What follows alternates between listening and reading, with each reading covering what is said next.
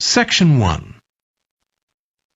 You will hear a woman talking to a doctor at a clinic about a medical problem.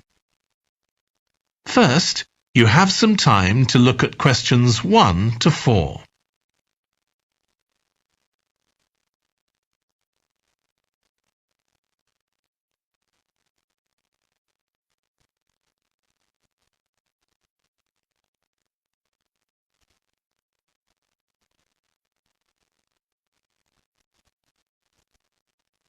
You will see that there is an example that has been done for you. On this occasion only, the conversation relating to this will be played first. Hi, come and take a seat. Thank you. My name's Carl Rogers and I'm one of the doctors here at the Total Health Clinic. So I understand this is your first visit to the clinic. Yes, it is. Okay, well I hope you'll be very happy with the service you receive here. So if it's all right with you, I'll take a few details to help me give you the best possible service. Sure. So can I check first of all that we have the correct personal details for you? So your full name is Julie Ann Garcia. That's correct. The woman's name is Julie Ann Garcia. So Garcia has been written in the space.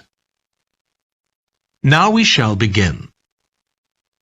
You should answer the questions as you listen because you will not hear the recording a second time. Listen carefully and answer questions 1 to 4. Hi, come and take a seat. Thank you. My name's Carl Rogers and I'm one of the doctors here at the Total Health Clinic. So I understand this is your first visit to the clinic. Yes, it is. Okay, well I hope you'll be very happy with the service you receive here. So if it's all right with you, I'll take a few details to help me give you the best possible service. Sure. So can I check first of all that we have the correct personal details for you? So your full name is Julie Ann Garcia. That's correct. Perfect. And can I have a contact phone number? It's 219-442-9785. Okay, and then can I just check that we have the correct date of birth? October 10th, 1992. Oh, I actually have 1991. I'll just correct that now. Right, so that's all good. Now I just need a few more personal details. Do you have an occupation, either full-time or part-time? Yes, I work full-time in Esterhazy's, you know, the restaurant chain. I started off as a waitress there a few years ago, and I'm a manager now. Oh, I know them. Yeah, they're down on 114th Street, aren't they? That's right. Yeah, I've been there a few times. I just love their salads. That's good to hear. Right, so one more thing I need to know before we talk about why you're here, Julie, and that's the name of your insurance company. It's Cawley Life Insurance. That's C-A-W-L-E-Y. Excellent. Thank you so much. Before you hear the rest of the conversation, you have some time to look at questions 5 to 10.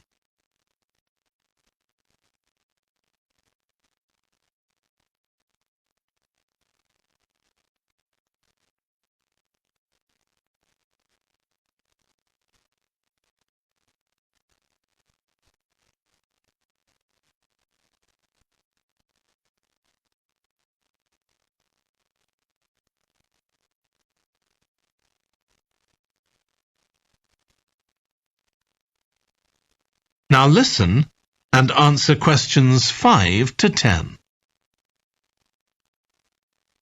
Now, Julie, let's look at how we can help you.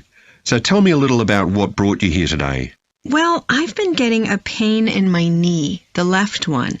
Not very serious at first, but it's gotten worse, so I thought I ought to see someone about it. That's certainly the right decision. So how long have you been aware of this pain? Is it just a few days, or is it longer than that? Longer. It's been worse for the last couple of days, but it's 3 weeks since I first noticed it. It came on quite gradually, though, so I kind of ignored it at first. And have you taken any medication yourself or treated it in any way? Yeah, I've been taking medication to deal with the pain, Tylenol, and that works okay for a few hours, but I don't like to keep taking it. Okay. And what about heat treatment? Have you tried applying heat at all?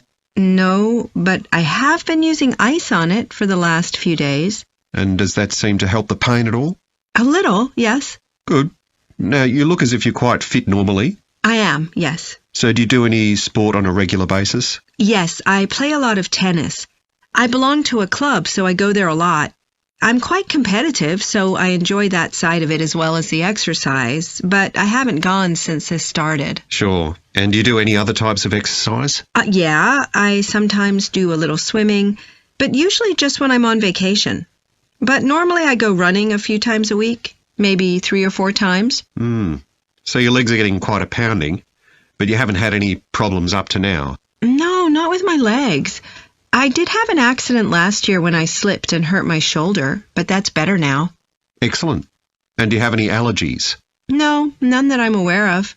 And do you take any medication on a regular basis? Well, I take vitamins, but that's all. I'm generally very healthy. Okay. Well, let's have a closer look and see what might be causing this problem. If you can just get up. That is the end of section 1. You now have half a minute to check your answers.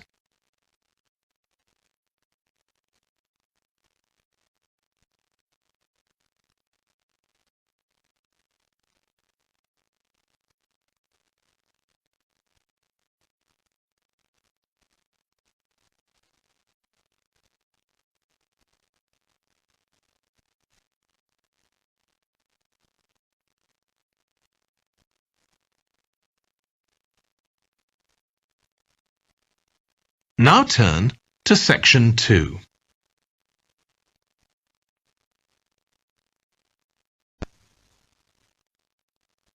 Section 2. You will hear a guide talking to a group of tourists who are about to visit an English castle. First, you have some time to look at questions 11 to 15.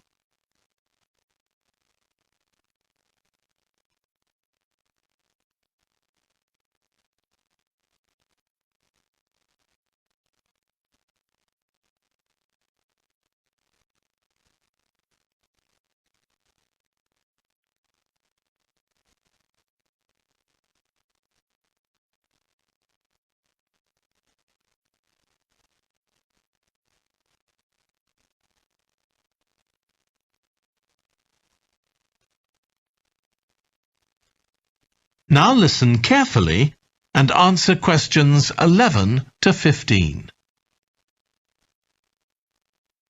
We'll be arriving at Branley Castle in about 5 minutes.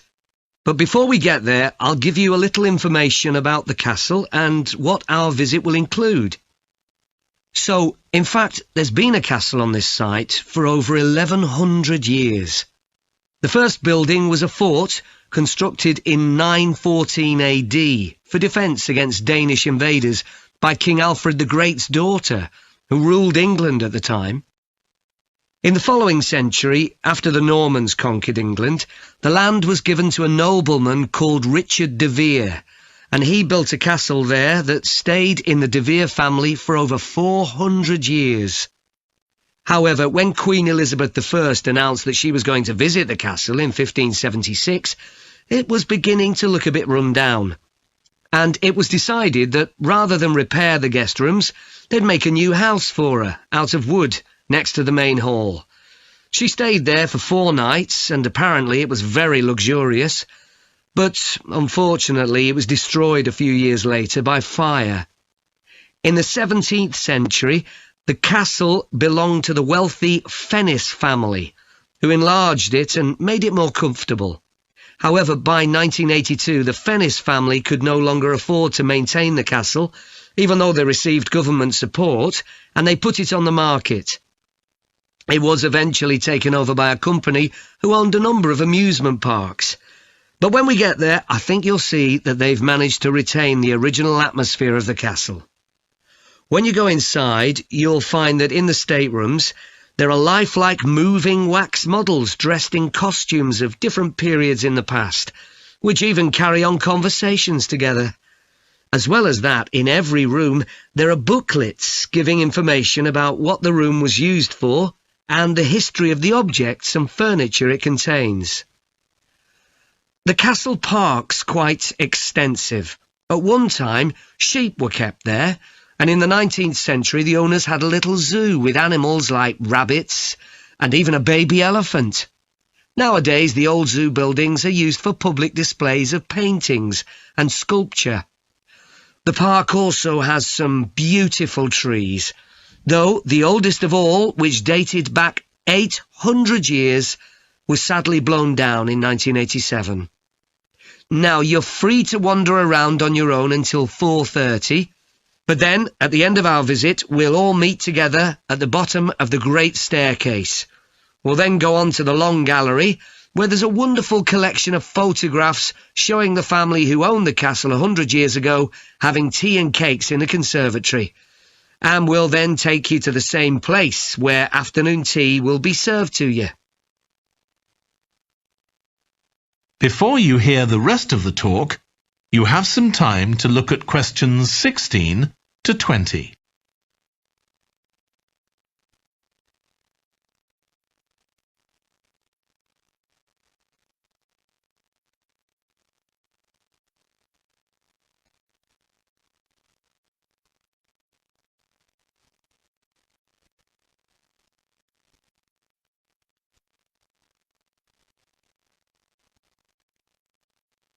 Now listen and answer questions 16 to 20. Now, if you can take a look at your plans, you'll see Branley Castle has 4 towers joined together by a high wall, with the river on 2 sides. Don't miss seeing the Great Hall. That's near the river in the main tower, the biggest one, which was extended and redesigned in the 18th century. If you want to get a good view of the whole castle, you can walk around the walls. The starting point's quite near the main entrance. Walk straight down the path until you get to the south gate, and it's just there. Don't go on to the north gate. There's no way up from there. There'll shortly be a show in which you can see archers displaying their skill with a bow and arrow. The quickest way to get there is to take the first left after the main entrance and follow the path past the bridge. Then you'll see it in front of you at the end. If you like animals, there's also a display of hunting birds, falcons and eagles and so on. If you go from the main entrance in the direction of the south gate, but turn right before you get there instead of going through it, you'll see it on your right, past the first tower. At 3 p.m, there's a short performance of traditional dancing on the outdoor stage. That's right at the other side of the castle from the entrance and over the bridge. It's about 10 minutes walk or so. And finally, the shop. It's actually inside one of the towers, but the way in is from the outside. Just take the first left after the main entrance, go down the path and take the first right. It's got some lovely gifts and souvenirs. Right, so we're just arriving. That is the end of section 2. You now have half a minute to check your answers.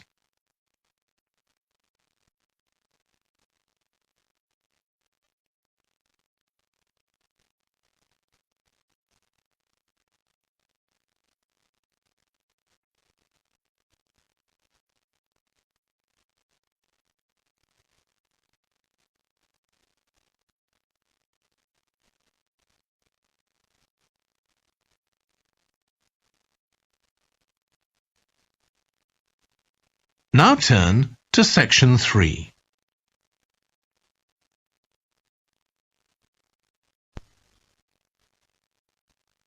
Section 3. You will hear 2 environmental science students, called Rosie and Martin, discussing their presentation on an extinct animal called the woolly mammoth with their tutor. First, you have some time to look at questions 21 to 24.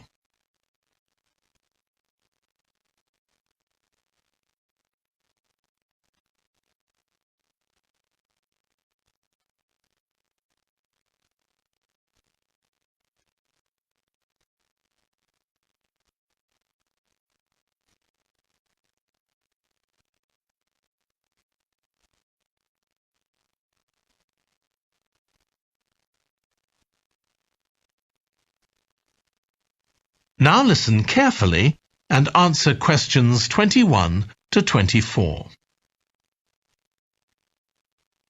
So, Rosie and Martin, let's look at what you've got for your presentation on woolly mammoths. OK, we've got a short outline here. Thanks. So, it's about a research project in North America. Yes, but we thought we needed something general about woolly mammoths in our introduction to establish that they were related to our modern elephant, and they lived thousands of years ago in the last ice age. Maybe we could show a video clip of a cartoon about mammoths, but that'd be a bit childish. Or we could have a diagram. It could be a timeline to show when they lived, with illustrations. Or we could just show a drawing of them walking in the ice. No, let's go with your last suggestion. Good. Then you're describing the discovery of the mammoth tooth on St. Paul's Island in Alaska and why it was significant. Yes, the tooth was found by a man called Russell Graham. He picked it up from under a rock in a cave. He knew it was special. For a start, it was in really good condition, as if it had been just extracted from the animal's jawbone. Anyway, they found it was 6,500 years old. So why was that significant?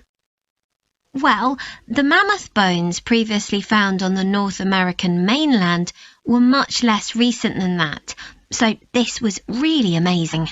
Then we're making an animated diagram to show the geography of the area in prehistoric times. So, originally, St. Paul's Island wasn't an island. It was connected to the mainland, and mammoths and other animals, like bears, were able to roam around the whole area. Then the climate warmed up and the sea level began to rise, and the island got cut off from the mainland. So those mammoths on the island couldn't escape. They had to stay on the island. And in fact, the species survived there for thousands of years after they'd become extinct on the mainland. So why do you think they died out on the mainland? No one's sure.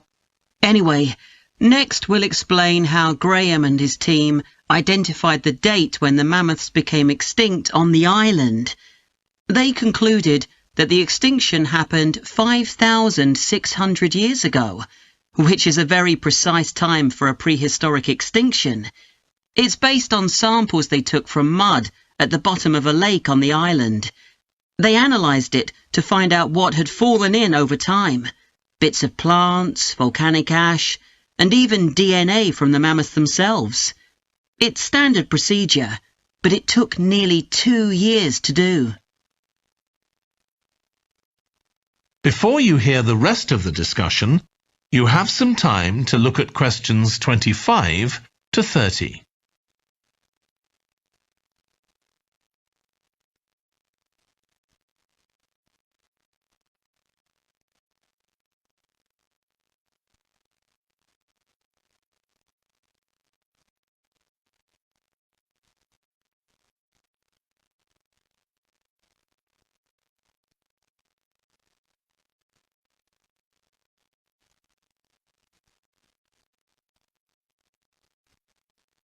Now listen and answer questions 25 to 30. So why don't you quickly go through the main sections of your presentation and discuss what actions needed for each part? OK. So for the introduction, we're using a visual. So once we've prepared that, we're done. I'm not sure. I think we need to write down all the ideas we want to include here, not just rely on memory. How we begin the presentation is so important. You're right. The discovery of the mammoth tooth is probably the most dramatic part, but we don't have that much information, only what we got from the online article. I thought maybe we could get in touch with the researcher who led the team and ask him to tell us a bit more. Great idea. What about the section with the initial questions asked by the researchers? We've got a lot on that, but we need to make it interesting. We could ask the audience to suggest some questions about it, and then see how many of them we can answer. I don't think it would take too long. Yes, that would add a bit of variety. Then the section on further research carried out on the island, analysing the mud in the lake. I wonder if we've actually got too much information here. Should we cut some? I don't think so, but it's all a bit muddled at present. Yes, maybe it would be better if it followed a chronological pattern. I think so. The findings and possible explanations section is just about ready, but we need to practice it so we're sure it won't overrun. I think it should be okay, but yes, let's make sure. In the last section, relevance to the present day, you've got some good ideas, but this is where you need to move away from the ideas of others and give your own viewpoint. Okay, we'll think about that. Now, shall we show you some of the... That is the end of section 3. You now have half a minute to check your answers.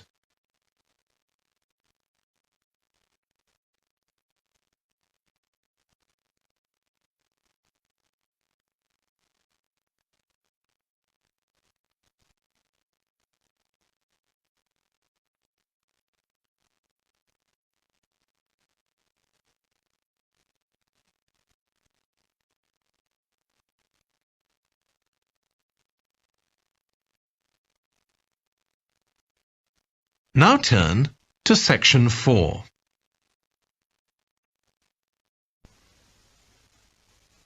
Section 4.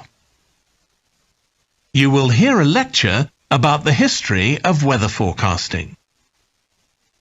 First, you have some time to look at questions 31 to 40.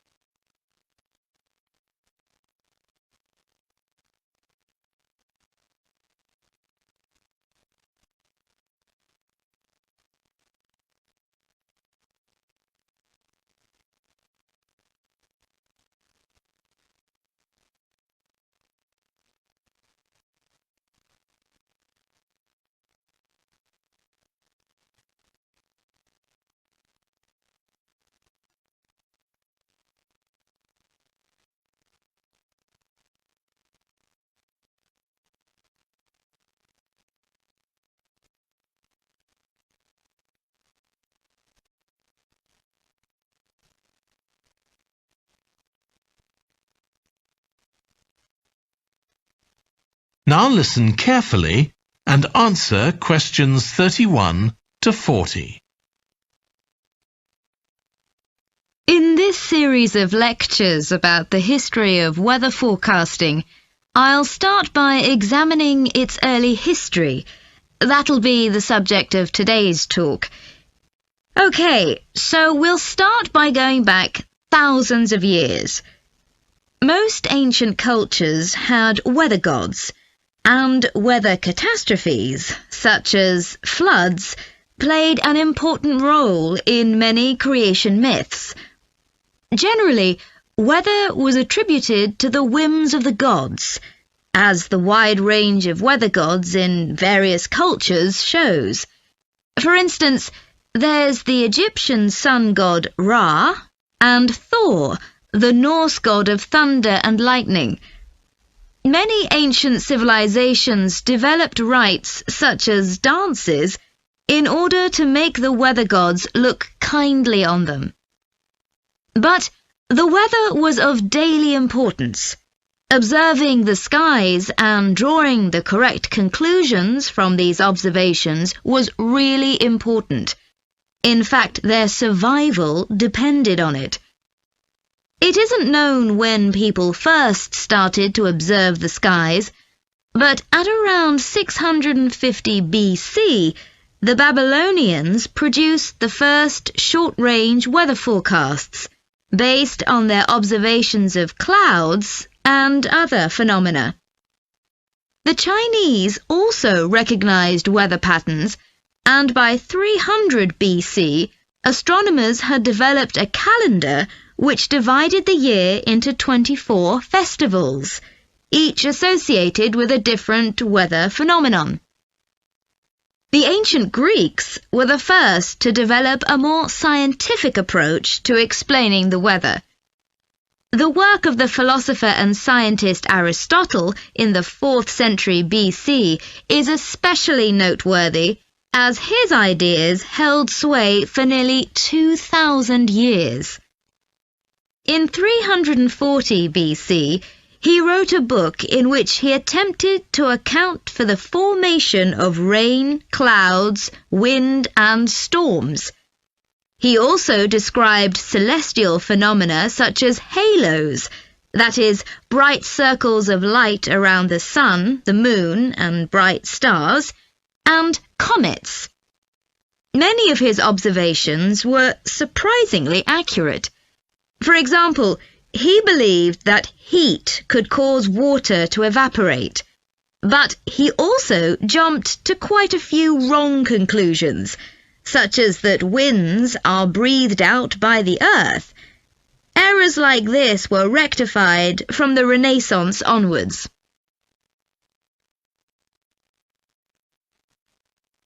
For nearly 2,000 years, Aristotle's work was accepted as the chief authority on weather theory.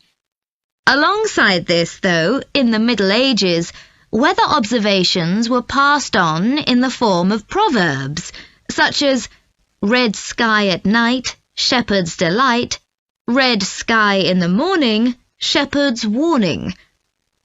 Many of these are based on very good observations and are accurate, as contemporary meteorologists have discovered. For centuries, any attempt to forecast the weather could only be based on personal observations. But in the 15th century, scientists began to see the need for instruments. Until then, the only ones available were weather vanes to determine the wind direction and early versions of rain gauges. One of the first, invented in the 15th century, was a hygrometer, which measured humidity. This was one of many inventions that contributed to the development of weather forecasting. In 1592, the Italian scientist and inventor Galileo developed the world's first thermometer. His student Torricelli later invented the barometer, which allowed people to measure atmospheric pressure. In 1648, the French philosopher Pascal proved that pressure decreases with altitude. This discovery was verified by English astronomer Halley in 1686, and Halley was also the first person to map trade winds. This increasing ability to measure factors related to weather helped scientists to understand the atmosphere and its processes better, and they started collecting weather observation data systematically. In the 18th century, the scientist and politician Benjamin Franklin carried out work on electricity and lightning in particular, but he was also very interested in weather and studied it throughout most of his life. It was Franklin who discovered that storms generally travel from west to east. In addition to new meteorological instruments, other developments contributed to our understanding of the atmosphere. People in different locations began to keep records, and in the mid-19th century, the invention of the telegraph made it possible for these records to be collated. This led, by the end of the 19th century, to the first weather services. It was not until the early 20th century that mathematics and physics became part of meteorology, and we'll continue from that point next week. That is the end of section 4.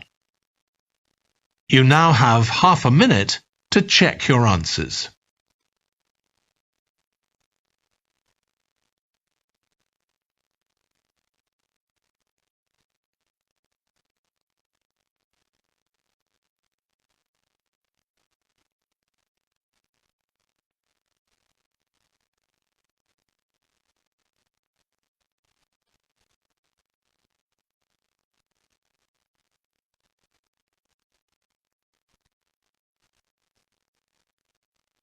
That is the end of the listening test. In the IELTS test, you would now have 10 minutes to transfer your answers to the answer sheet.